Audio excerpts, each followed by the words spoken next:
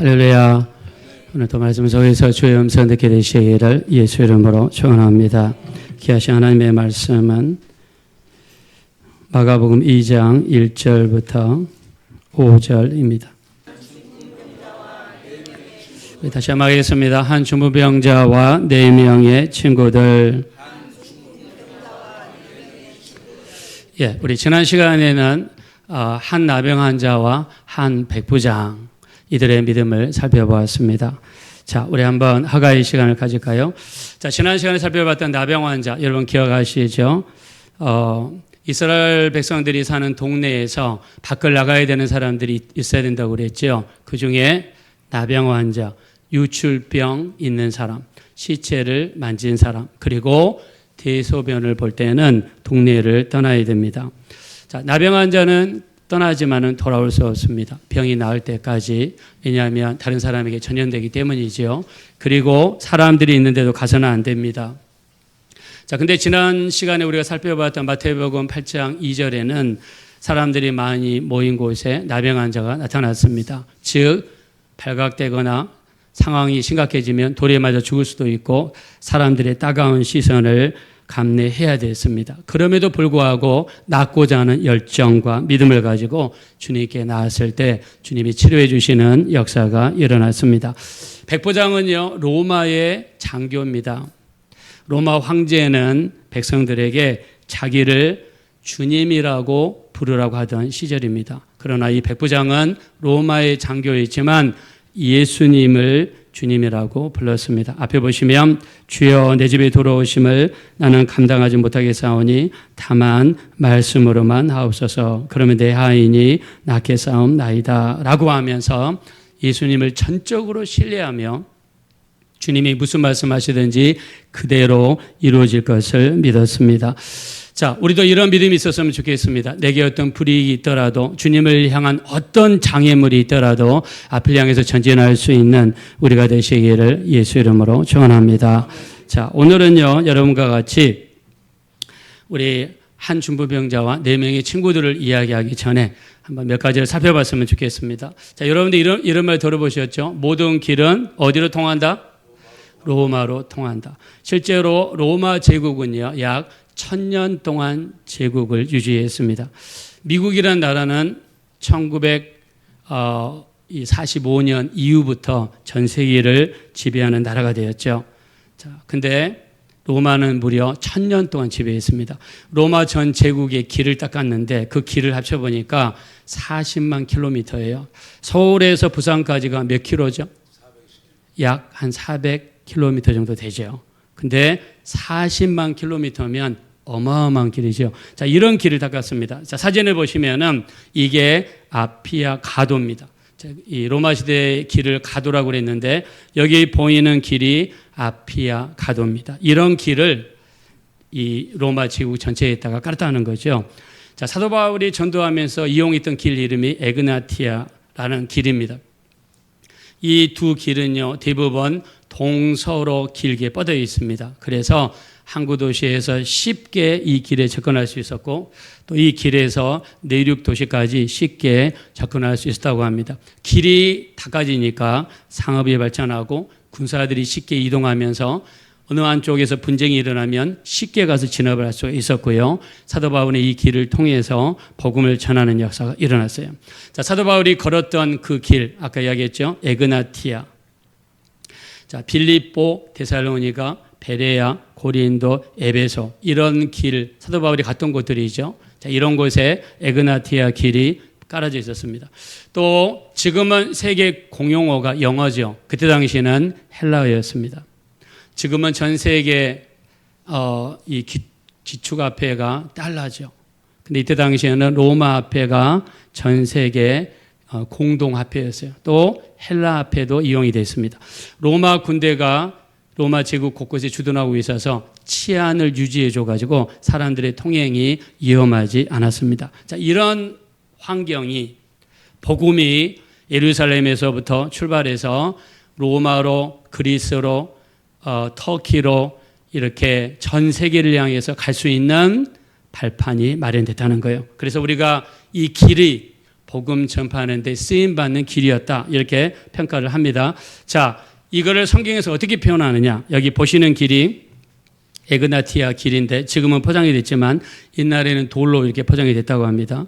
자, 갈라디아서 4장 4절에 보니까 때가 참에 하나님의 그 아들을 보내셨다. 이 때가 참에 이 속에는 복음이 예루살렘에서 출발해서 길을 타고 전 세계로 퍼질 수 있는 완벽한 조건, 언어도 헬라어로 통일이 되어 있었고 화폐도 로마 화폐로 통일이 되어 있었고 치안이 상대적으로 안정이 돼가지고 복음을 전할 수 있는 최적의 상황이 있었다. 그래서 이 길이 복음을 전달하는데 쓰임 받았다. 이런 평가를 내립니다.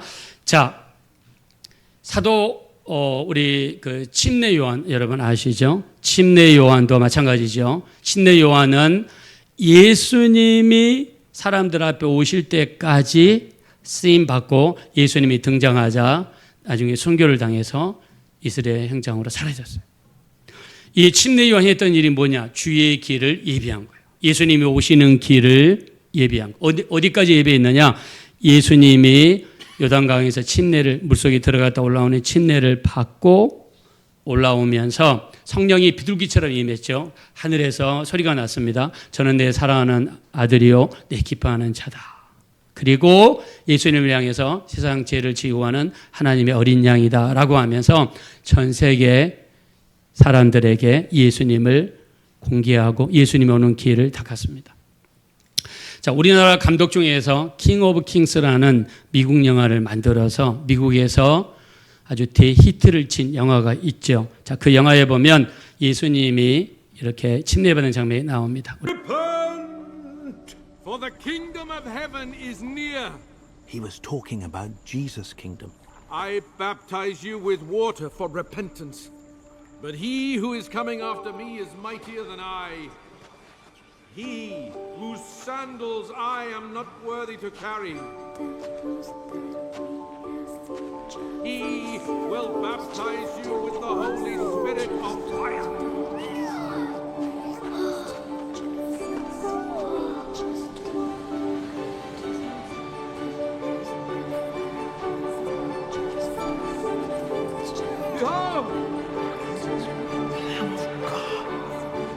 This is he, the Lamb of God, who takes away the sin of the world.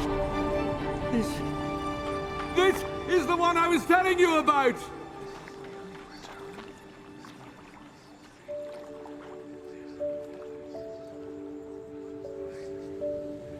I'd like to be baptized. No, my lord. It would only be right if you baptize me. This is what my father wants.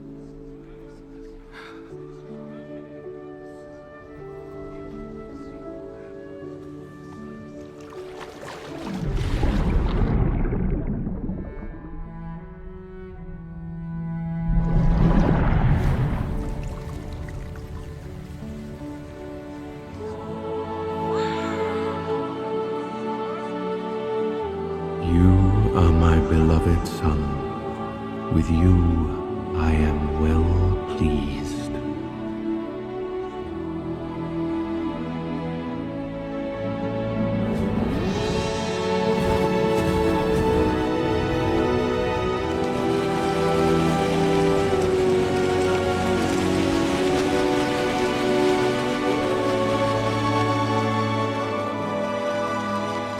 The Holy Spirit descended on Jesus that day.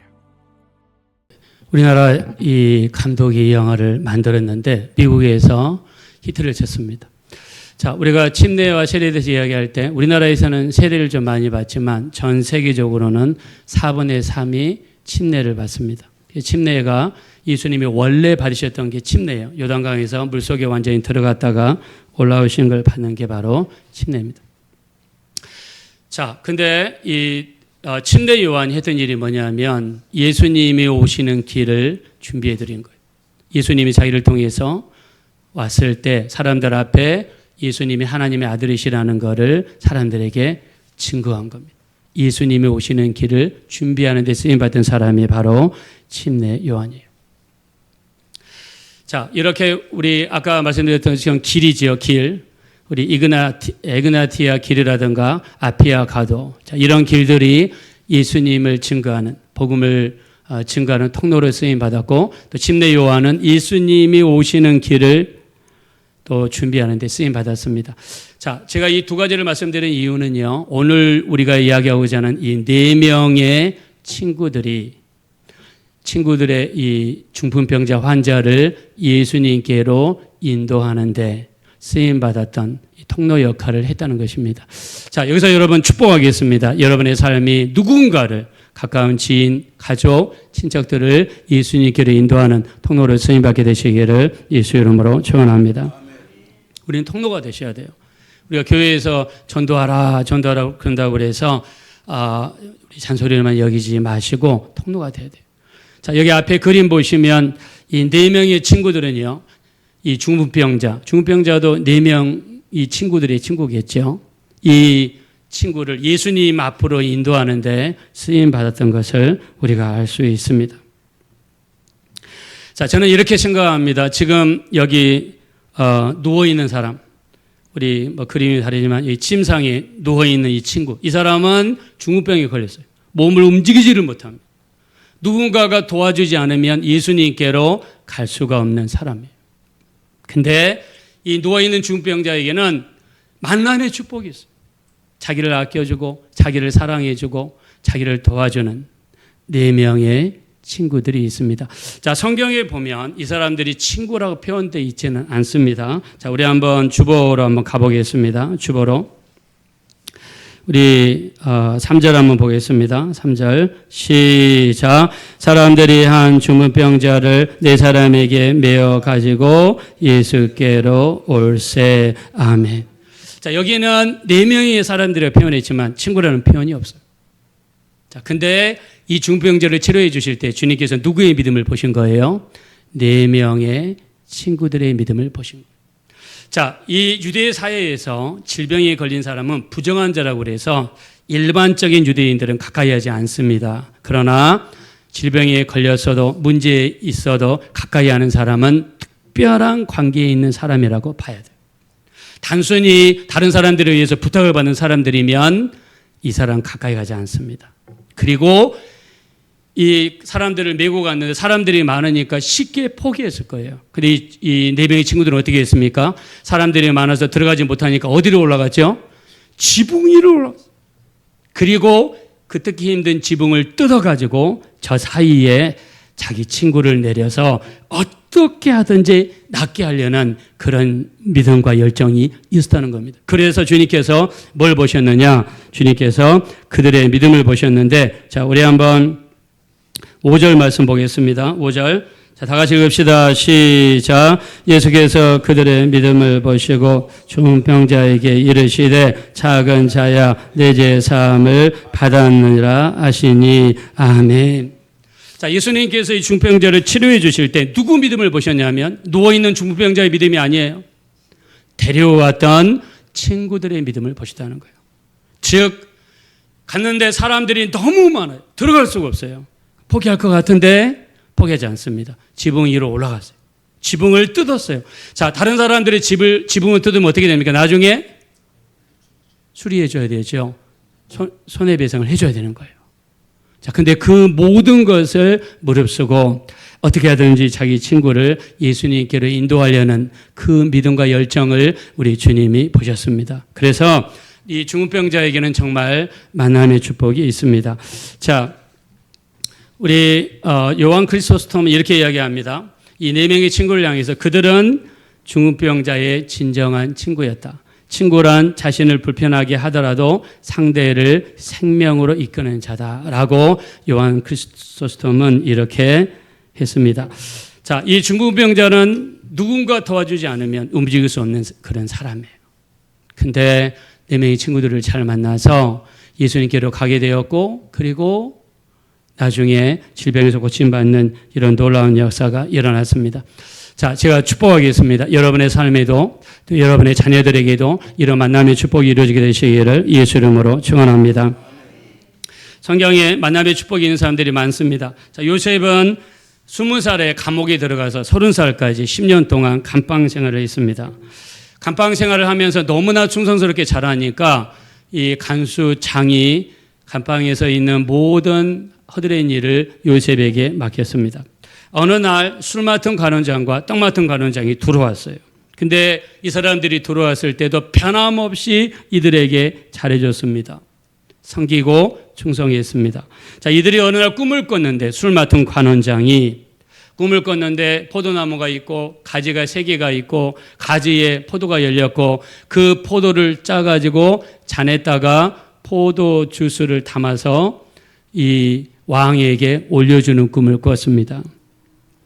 이 꿈을 요셉이 해석을 잘해주죠. 3일 후에 당신은 당신의 옛날 직책을 복직하게 될 것입니다. 그러면서 이렇게 이야기합니다. 당신이 잘 되거든 나를 생각하고 내게 은혜를 베풀어서 내 사정을 바로에게 아뢰어 이 집에서 나를 건져주소서라고 부탁을 합니다. 이때가 요셉의 나이 28살이에요. 이 뒤로 정확하게 2년 뒤에 바로가 꿈을 꿨는데 바로의 꿈을 해석해 주는 사람이 아무도 없었어요. 그때 술 맡은 관원장 옆에 있다가 요셉을 바로 왕에게 소개시켜주고 요셉이 궁궐로 들어가 바로의 꿈을 해석해주고 그리고 기근을 막을 수 있는 대책을 이야기해서 일약 총리에 오르는 이런 놀라운 역사가 일어났습니다. 요셉에게 있어서 술 맡은 관원장은 만남의 축복이었습니다. 성경에 보면 우리 또 있습니다. 자, 다윗이 아말렉의 침입을 받습니다. 이때 부하들이 600명입니다. 아말렉 사람들이 쳐들어와서 자기 동네를 불태우고 여자들과 아이들을 잡아가지고 멀리 도망을 쳤어요. 그때 다윗이 있는 힘을 다해서 추격해 가다가 쓰러져 있는 애굽 소년을 발견합니다. 이 사람은 아말렉의 종이 쓰러져 있는 사람을 무시하지 않고 치료해주고 떡을 주고 물을 줘가지고 치료해줍니다. 자, 그렇게 했더니 나중에 이 애굽 종이 다윗의 발걸음을 아말렉이 있는 곳까지 인도해 주는 이런 역사들이 일어났습니다. 자, 그래서 우리의 만남의 축복은 언제 이루어지는가? 자, 우리 한번 마태복음 25장 40절. 자, 우리 한번 다 같이 한번 읽어보겠습니다. 시작. 내가 진실로 너희에게 이르노니 너희가 여기 내 형제 중에 지극히 작은 자에게 한 것을 내게 한 것이니라 하시고 아멘. 우리 주변에 수많은 사람들을 만납니다. 근데 우리가 만나는 그 사람에게 최선을 다하고 잘해줬을 때 그 사람이 나한테 어떻게 해줄지 아무도 몰라요. 가까이 있는 사람, 자주 만나는 사람, 이런 사람이 우리 만남의 축복의 대상이 될 수 있다는 거죠. 자, 예수님께서는 지극히 작은 자에게 한 것이 곧 내게 한 것이다. 지하철 입구에 있는 여러분에게 손을 내밀고 있는 그 사람이 지극히 작은 자입니다. 여러분이 회사에 출근할 때 항상 어려움 속에 있는 그 사람이 지극히 작은 자입니다. 우리 만나는 사람들에게 우리가 최선을 다하게 되면 그들이 우리 삶에서 만남의 축복으로 다가오게 될 줄로 믿습니다. 자, 이 친구들의 믿음을 보면은요. 자, 친구들을 한번 보겠습니다. 누워있는 중풍병자 친구. 그냥 돌보지 않아도 아무런 상관이 없는 사람이에요. 근데 중풍병자에 대해서 긍휼히 여기는 마음이 있습니다. 불쌍히 여기는 마음이 있습니다. 어떻게든지 이 친구를 중풍병에서 낫게 하고 싶은 그런 마음이 있습니다. 그래서 이 친구들이 가졌던 마음은 바로 중풍병자를 긍휼히 여겼던 마음입니다. 자, 성경에서 긍휼은 여러 가지 복으로 나타납니다. 첫째, 팔복 중에 하나입니다. 우리 심령이 가난한 자는 복이 있나니 천국이 저희 것이며 애통하는 자는 복이 있나니 저희가 위로를 받을 것이며 온유한 자는 복이 있나니 땅을 기업으로 받을 것이요 의에 줄이고 목마른 자는 복이 있나니 배부름을 얻을 것이며 긍휼히 여기는 자는 복이 있나니 긍휼히 여김을 받을 것이요. 그래서 긍휼히 여기는 마음은요 8복 중에 하나입니다. 8가지 복 중에 하나입니다. 자, 갈라디아서 5장 22절을 보니까 9가지 성령의 열매에 대해서 나와 있죠. 사랑과 희락과 화평과 오래 참음과 자비와 양성과 충성과 온유와 절제. 여기 자비에 해당되는 열매가 긍휼에 관련된 열매입니다. 누가복음 10장에 보면 어떤 한 사람이 예루살렘에서 여리고로 가다가 강도를 만나서 옷을 빼앗기고 죽을 만큼 맞았습니다. 다 죽어갈 때 제사장이 지나가다가 그냥 지나가죠. 레위 사람이 지나가다가 그냥 지나갑니다. 사마리아 사람이 지나가다가 어떻게 표현했냐면 그를 불쌍히 여겨서 물과 포도주를 상처에 붓고 쌈에 주고 자기 나귀에 태워서 여관으로 데리고 가서 2데나리온을 주면서 내가 돌아올 때까지 돌봐줘라 이렇게 이야기하죠. 그때 주님께서 누가 이 강도 만난 자의 진정한 이웃이냐? 바로 불쌍히 여기는 자녀이다. 그럴 때 주님께서 뭐라고 하십니까? 너도 가서 이와 같이 하라 그랬습니다. 자, 우리 한번 따라합시다. 가서 너도 이와 같이 하라. 자, 크게 합시다. 가서 너도 이와 같이 하라. 자, 옆에 있는 분들한테 가서 무엇을 해야 될까요? 한번 물어보시기 바랍니다. 가서 무엇을 하라는 뜻입니까? 자, 가서 여쭤보시기 바랍니다. 무엇을 하라는 뜻이죠? 같이 이야기하라는 뜻입니까? 놀라는 뜻입니까? 자, 이 사마리아 사람 같이 어려움이 있는 사람을 긍휼히 여기고 도와주라는 뜻이 되는 줄로 믿습니다.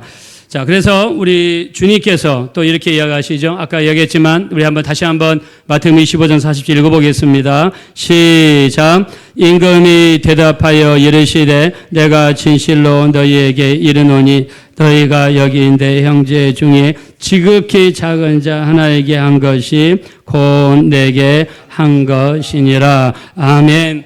자, 4명의 친구의 마음이 딱 이런 마음. 지극히 작은 자에게 최선을 다하는 그 마음이죠. 불쌍히 여기는 마음이죠. 긍휼히 여기는 마음입니다. 자, 이런 마음으로 이 4명의 친구들은 이 친구들을 대했습니다.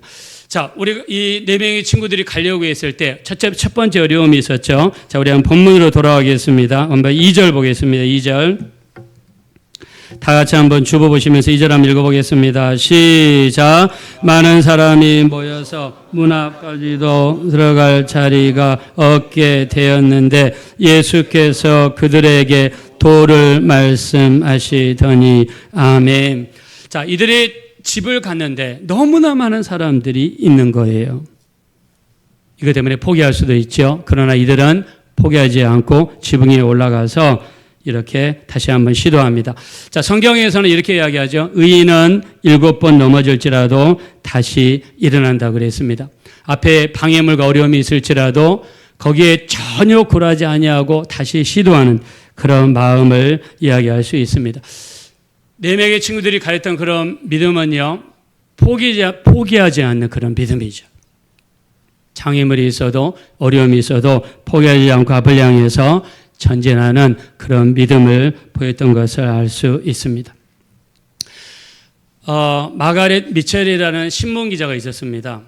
이 사람은요, 신문기자를 다니면서 열심히 살았던 사람이에요. 근데 사고를 당해가지고 다리가 심하게 다쳐서 걷지 못하게 되는 사람이 됐어요. 그러면서 직장을 잃게 되었습니다.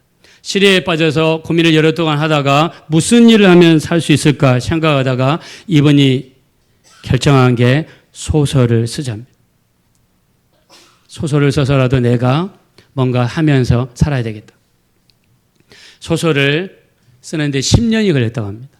10년 동안 소설을 썼는데, 자, 소설을 쓰면은 출판을 해야 되겠죠. 옛날에는 출판사 찾기가 어려웠다고 합니다. 그래서 자기 책을 출판해 줄 수 있는 출판사를 찾기 위해서 이 출판사, 저 출판사를 문을 두드렸는데 무려 3년 동안 두드렸어요. 근데 아무도 이 사람의 원고를 받아주지 않았대요. 그러다가 3년째 되었을 때 어느 출판사 사장님이 지방에 기차를 타고 출장 간다는 이야기를 듣게 돼요. 그래서 기차역에 가서 직접 사장님을 만나서 원고를 전해줍니다. 한 번만 읽어달라고. 근데 읽을 것 같지가 않아요. 그래서 한 달 뒤에 전보를 보냈다고요. 한 번만 읽어주세요. 3개월 뒤에 또 전보를 보냈다고요. 한 번만 읽어주세요. 3번째 전보를 보냈을 때는요, 사장님이 그 기차역에서 만났던 그 작가를 생각하고 한번 읽어줬다고 그래요. 근데 너무 재밌어가지고 하룻밤 사이에 읽었대요. 그리고 출판해 줬습니다. 출판해서 책을 출판했는데 첫 번째 날 팔린 책이 5만 권의 책이 팔렸답니다. 그 책이 뭐냐면 간 위드 윈드라고 바람과 함께 사라지다는 책이에요. 유명한 책이죠. 우리나라에서 이 영화로도 만들어지고 우리나라에도 많이 소개된 책. 자, 이 사람은 자기 책을 출판하기 위해서 3년 동안이나 문을 두드린 거예요. 포기하지 않은 거죠. 끝까지 두드렸던 것을 알 수 있습니다. 자, 성경에서는요, 우리에게 인내를 요구합니다. 환난은 인내를, 인내는 연단을, 연단은 소망을 이룬다. 환난이 소망되기 위해서 우리에게 필요한 것이 인내다. 자, 로마서 8장 25절 한번 다 같이 읽어보실까요? 시작. 만일 우리가 보지 못하는 것을 바라면 참음으로 기다릴. 자, 우리가 보이지 않는 것을 기다린다면, 기대한다면 참음으로 기다려야 된다라고 이야기를 하고 있습니다. 포기하지 않고 끝까지 매달리는 것이죠. 자, 우리가 잘 아는 에디슨이 있습니다.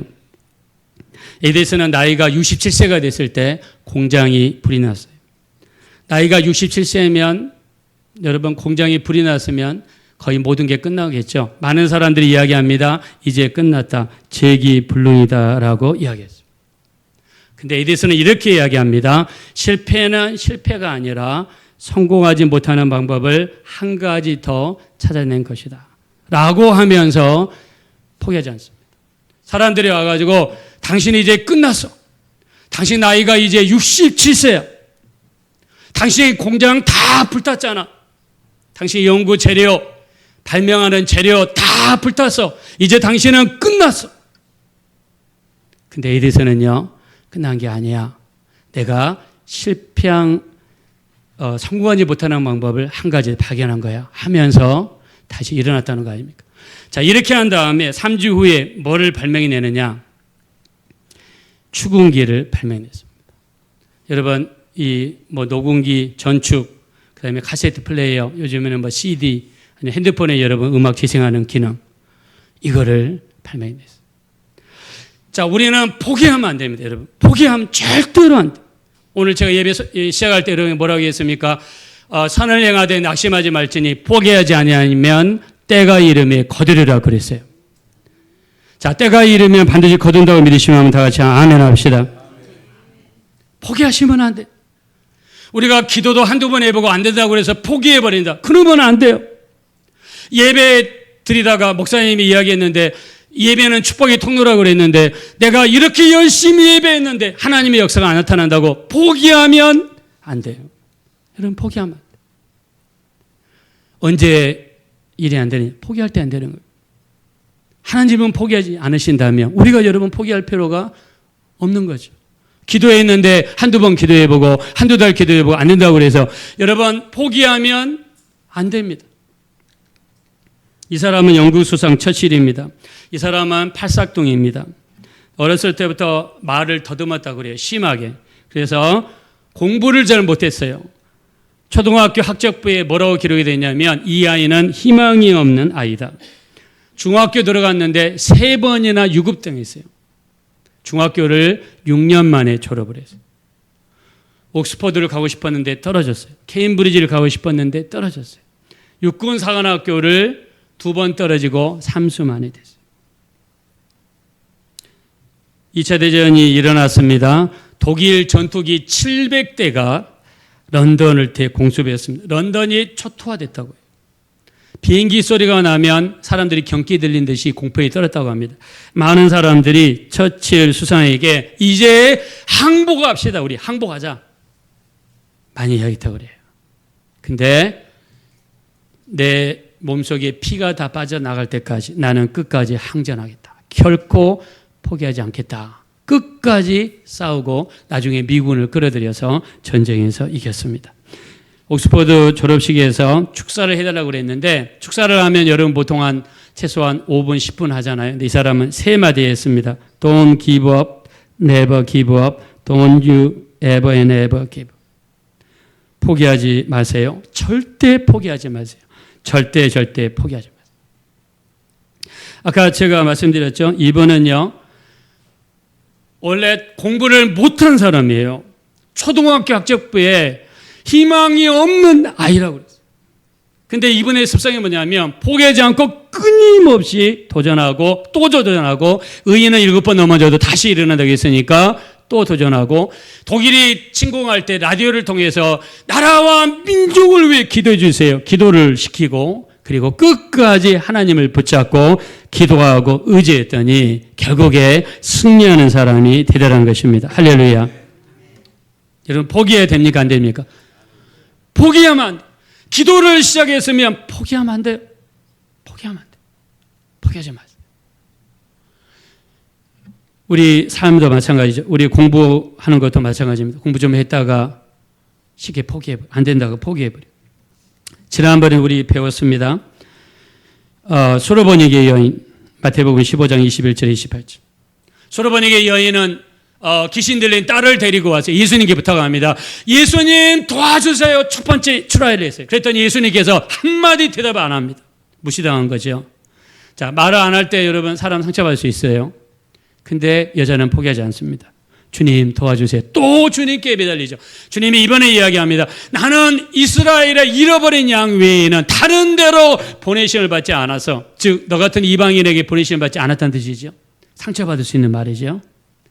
근데 또 기죽지 않습니다. 주님 도와주세요.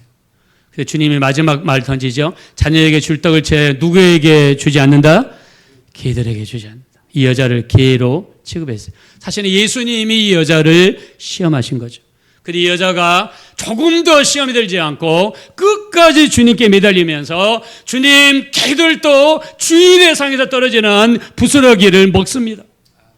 여러분 얼마나 끈질깁니까? 여러분 기도를 이렇게 하십니까?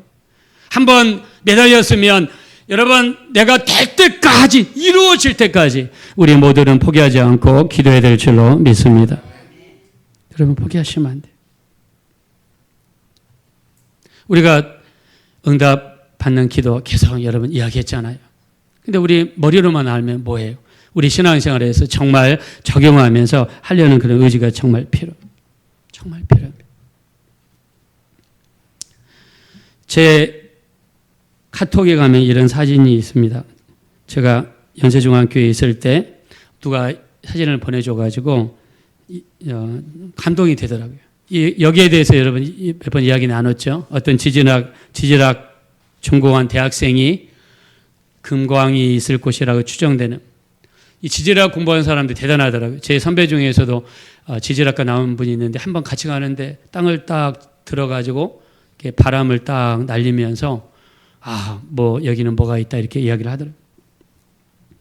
부푼 금을 안고 금이 있을 곳을 찾았습니다. 근데 파고 들어가도 금광은 안 터졌어요. 근데 그것 때문에 빚을 많이 졌습니다. 다 팔았습니다. 다음 사람한테 넘겨줬는데 그 사람이 금광을 발견했어요. 이 사람은 이것 때문에 큰 충격을 받았습니다. 그래서 일평생 좌우명이 1m만 더 파자입니다. 그래서 뉴욕에 가서 보험왕이 됐습니다. 그래서 금강보다도 더 많은 돈을 벌었다고 합니다. 갈라디아서 6장 9절 우리 한번 다 같이 읽어봅시다. 시작. 우리가 선을 행하되 낙심하지 말지니 포기하지 아니하며 때가 이름에 거두리라. 아멘. 포기하지 마시기를 예수 이름으로 축원합니다. 이 4명의 친구들을 보세요. 갔다 온 사람들이 너무 많아요.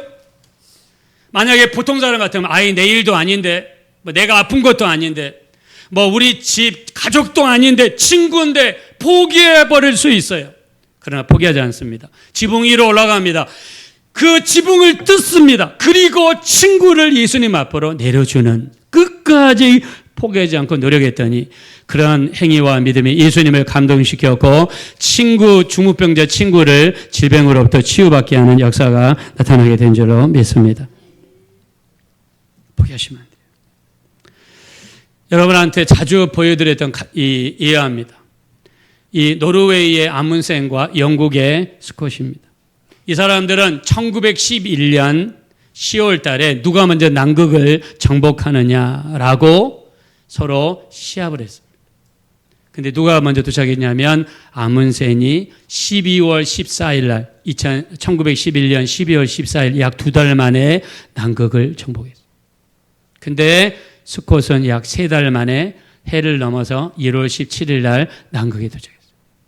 자, 이거에 대해서 이 짐 콜린스라는 사람이 책을 썼습니다. 책 이름이 Good to Great. 평범한 좋은 곳에서 위대함으로 뭐 이런 뜻이겠죠. Good to Great. 이 책에 보면 이렇게 이야기합니다.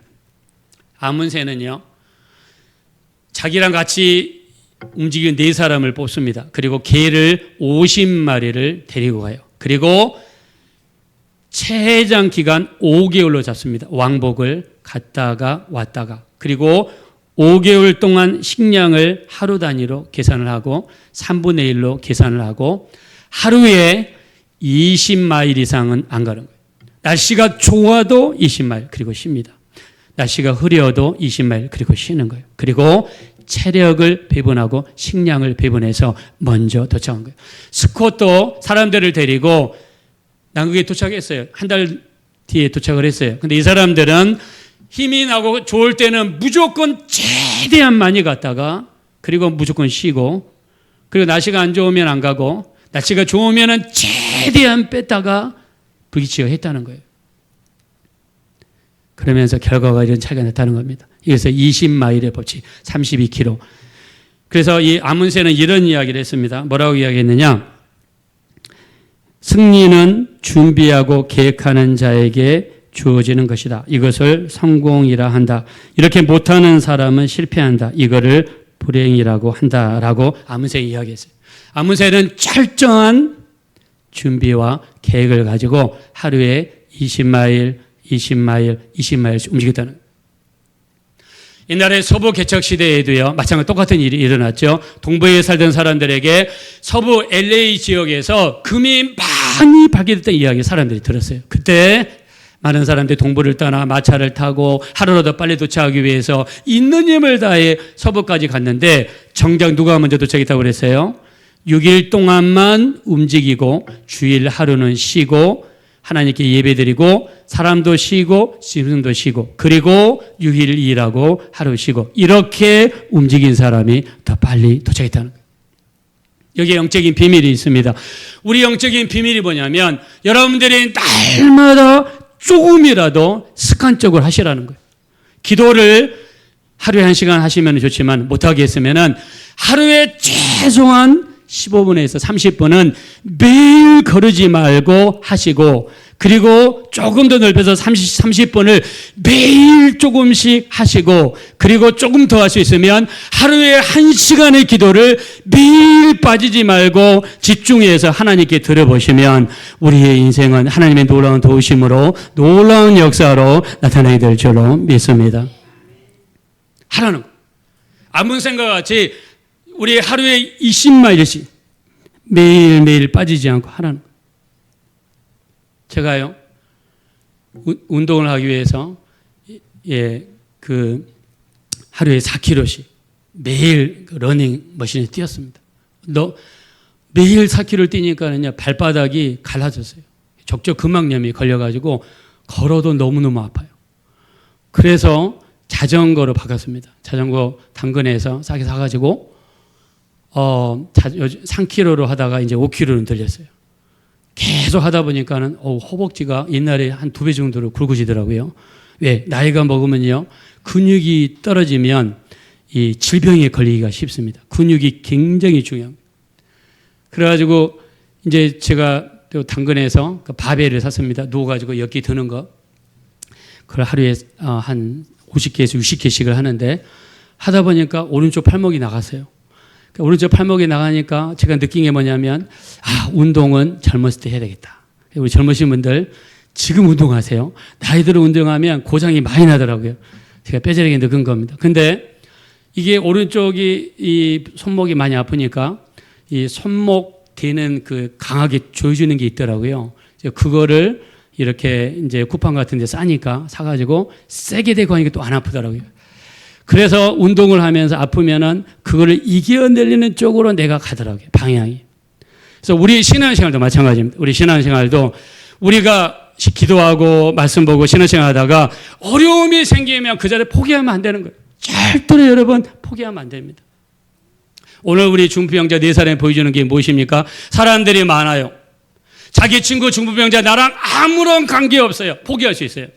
근데 지붕 위에 올라가서 지붕을 뜯고 밑에는 내려줬을 때 그게 주님을 감동시키고 병에서 나는 놀라운 역사를 베풀었습니다. 기도하실 때, 예배 드리실 때, 예배도 마찬가지입니다. 우리가 주일은 일주일의 시작이고 주일은 우리가 썬데이가 아닙니다. 썬데이는 이 태양신을 섬기는 신앙에서 나온 거죠. 해의 날이죠. 그러나 우리는 주일입니다. 주님의 날입니다. 주님의 날을 구별해서 하나님께 드리면서 우리의 가정을 드리는 겁니다. 우리 인생을 드리는 겁니다. 그리고 우리 하나님 앞에 나와 내 기도 제목 하나님께 맡기는 겁니다. 맡기면서 하나님께 아뢰는 겁니다. 하나님 도와주세요 하면서 우리가 하나님께 아뢰는 겁니다. 주일은 주님과 함께. 혹시 이 표를 가진 회사 아시는 분이 있을까요? 주일은 주님과 함께. 극동방송에서 강구하죠. 주일은 주님과 함께. 신혼그룹입니다. 박성철 회장님. 이번은 스웨터를 파는 조그마한 가게에서 시작해가지고 지금은 작년 기준으로 연 매출이 1조, 옷만 팔아서 1조를 달성했고요. 직원이 820명이 이릅니다. 그리고 이 박성원 회장님의 모토가 뭐냐면 주일은 주님과 함께. 자, 우리 따라합시다. 주일은 주님과 함께. 자, 우리 크게 합시다. 주일은 주님과 함께. 자, 옆에 있는 분들한테 한번 이야기하겠습니다. 주일을 온전히 드려보시기 바랍니다. 서로 격려하겠습니다. 이번이 주일은 주님과 함께가 모토가 된 사람이에요. 근데 한 번은 갑자기 사업을 열심히 하다가 온몸이 마비가 됐습니다. 사업하시는 분들 건강 잘 챙기셔야 되는데 마비가 됐는데 병원을 갔습니다. 근데 병원에서 실수해가지고 주사를 잘못 놔서 열이 오르면서 숨이 고파오면서 죽기 직전까지 갔다고 해요. 그때 하나님 내 생명을 거둬가실 때가 지금이면 거둬가 주십시오. 그러나 내게 조금만 더 여지가 있다면 저를 고쳐주세요. 제 일평생을 주님께 맡기고 마치고 교회를 100개를 짓겠습니다 라고 소원했다고 그래요. 그랬는데 그 기도를 마치자 몸에서 열이 내리기 시작하고 그 다음에 몸이 그 자리에서 깨끗하게 치유받는 기적의 역사가 일어났습니다. 할렐루야. 자기 공장의 옥상에 가가지고 하나님께 기도를 했습니다. 고쳐주셔서 감사드리고 공장에 다시 돌아오게 주셔서 감사합니다. 기도하는데 하늘에서 갑자기 음성이 들렸다고 그래요. 너를 고친 것은 바로 나니라 라는 하나님의 음성을 듣게 됩니다. 그래서 이분이 있는 힘을 다해 주님을 섬기고 하는데 이분이 절대적인 그 자기 좌우명이 뭐냐? 어떤 일이 있어도 주일을 주님께 바친다. 그래서 주일은 주님께 함께입니다. 여러분이 매주마다 드리는 주일 예배, 또 여러분들이 매일 드리는 기도, 여러분들이 매일 하나님께 읽는 성경 말씀, 매일로 보면 지극히 작은 것입니다. 그러나 그걸 유지하기가 어렵습니다. 우리는 포기해서는 안 됩니다. 여러분의 기도 생활, 말씀 생활, 신앙 생활 포기해서는 안 됩니다. 자녀를 위해, 가정을 위해, 여러분의 인생을 위해서 끝까지 포기하지 않고 나가신다면 우리 하나님께서 놀라운 축복으로 베풀어 주실 줄로 믿습니다. 자, 갈라디아서 6장 9절 다시 한번 읽읍시다. 시작. 우리가 선을 행하되 낙심하지 말지니 포기하지 아니하면 때가 이름에 거두리라. 아멘. 자, 믿음이 하면 다 같이 한번 아멘 하겠습니다. 포기하지 마십시오. 기도할 때 포기하지 마십시오. 4명의 친구가 포기하지 않았습니다. 앞에 어떤 장애물이 있어도 포기하지 않았습니다. 그랬더니 하나님의 역사가 이루어졌습니다. 자, 찬양하는 하나님께 한번 올려드리겠습니다. 우리 찬양 드리면서 우리를 지키시고 보호하시는 하나님, 또 우리의 작은 불꽃이 모이면, 또 우리 열정이 조금씩 모이면 나중에 큰 불을 이루게 될 텐데, 자, 그런 심령으로 한번 하나님 앞에 찬양 올려드리겠습니다.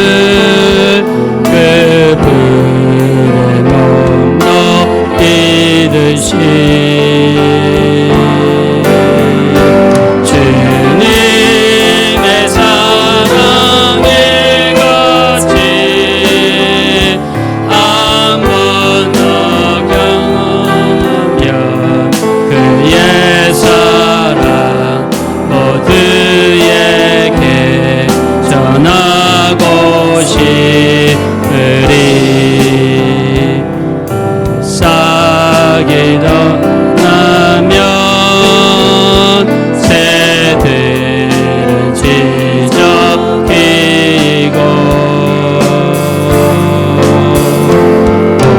들은 피어나 화창한 봄날이라네 주님의 사랑 놀라워 한 번 더 경험하면 봄과 같은 새 희망을 전하고 싶으리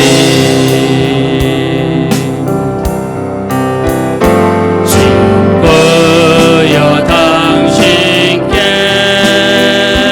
이 기쁨 전하고 싶소 내 주는 당신의 의지할 구세주다오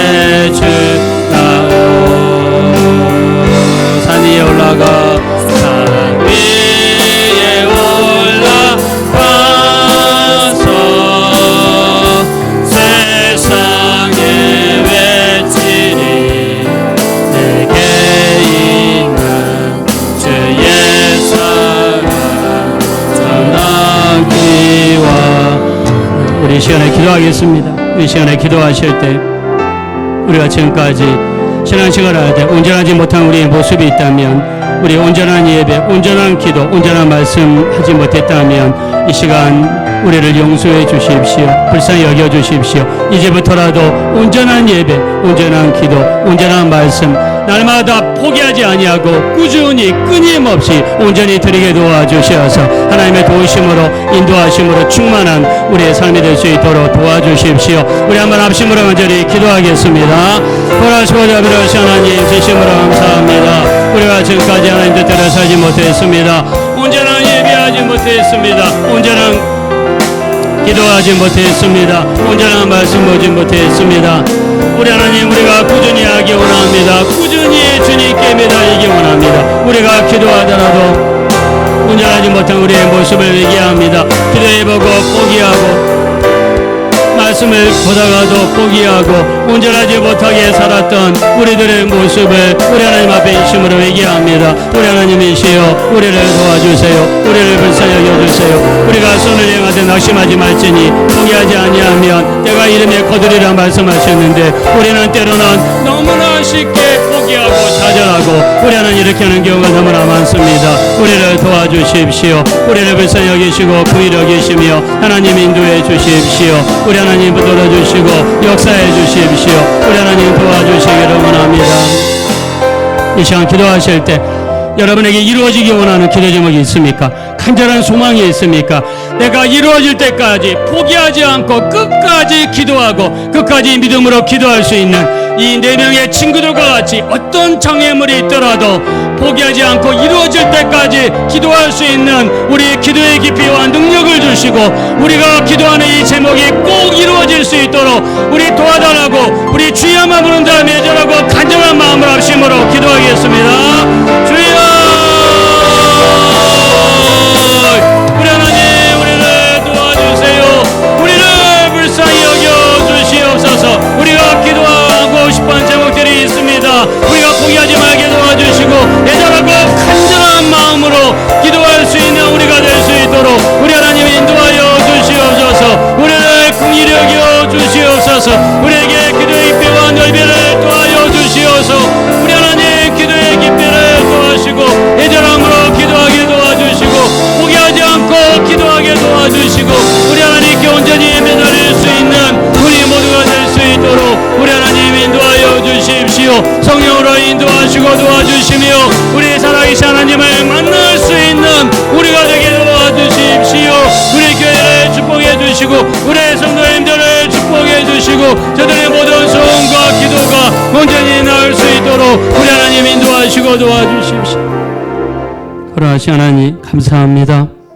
4명의 친구들은 많은 사람들의 장애물이 있었습니다. 나랑 관계없는 사람이기 때문에 포기하고 돌아갈 수 있습니다. 그러나 지붕으로 올라가 지붕을 뚫고 예수님 앞에 친구를 내려서 친구가 나을 때까지 최선을 다했습니다. 주님께서 중풍병자의 믿음이 아니라 4명의 친구들의 믿음과 열정을 보시고 우리 주님이 치료하여 주셨습니다. 우리에게도 이런 포기하지 않는 끈기, 포기하지 않는 인내, 열정이 있게 도와주시고 이런 믿음으로 기도하게 도와주시고 우리 날마다 말씀과 기도로서 우리 주님께 나아가게 도와주시고 우리 끊임없이 기도하게 도와주시어서 하나님의 역사를 볼 수 있는 복된 신앙생활 감당할 수 있도록 축복하여 주시옵소서. 감사드리며 예수님의 이름으로 기도합니다. 아멘.